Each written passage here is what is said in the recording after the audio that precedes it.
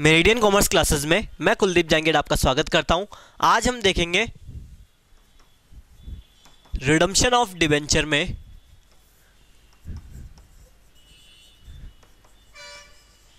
Debenture sinking fund account और debenture sinking fund investment account. Debenture sinking fund account और debenture sinking fund investment account.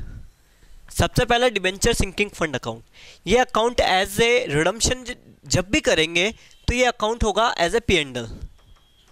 अगर company को इस process में कोई भी प्रॉफिट होता है, इस प्रोसेस में कंपनी को कोई भी लॉस होता है, तो वो इस अकाउंट में ट्रांसफ़र कर दिया जाएगा। कोई भी प्रॉफिट, किसी प्रकार का कोई भी लॉस होता है तो इस अकाउंट में ट्रांसफ़र कर दिया जाएगा। नॉर्मली इस अकाउंट में किस तरीके से ट्रांजैक्शन किया जाएगा देखेंगे। सबसे पहले यहाँ पे लिखेंगे बाय सरप्लस, P&L से कुछ अमाउंट लेंगे, इस अकाउंट में ट्रांसफ़र करेंगे by surplus. End of the year to balance CD, इस अकाउंट में चला जाएगा।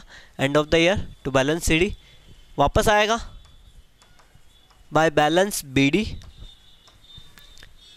बाय बैंक, इस बैलेंस पे आएगा interest,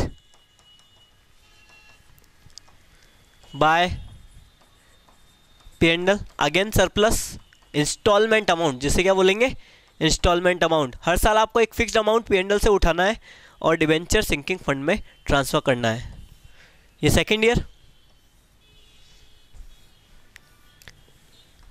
to balance CD, by balance BD, by bank interest की अमाउंट, बाय P&L और टू बैलेंस CD।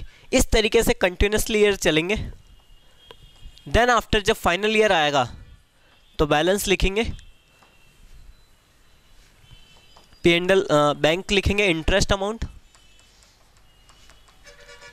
बाय लिखेंगे P&L और फाइनल अकाउंट में इसे यहीं पे ओपन रखेंगे। फाइनल अकाउंट में इसे यहीं पे ओपन रखेंगे क्योंकि आपको इन्वेस्टमेंट को भी क्लोज करना है। इन्वेस्टमेंट का अकाउंट कैसे बनेगा देखो, ध्यान से देखना। इस मेथड के आने के चांसेस है इस बार। इन्वेस्टमेंट अकाउंट बहुत इजी अकाउंट होता है। आप अगर इन्वेस्टमेंट परचेस करते हो तो टू बैंक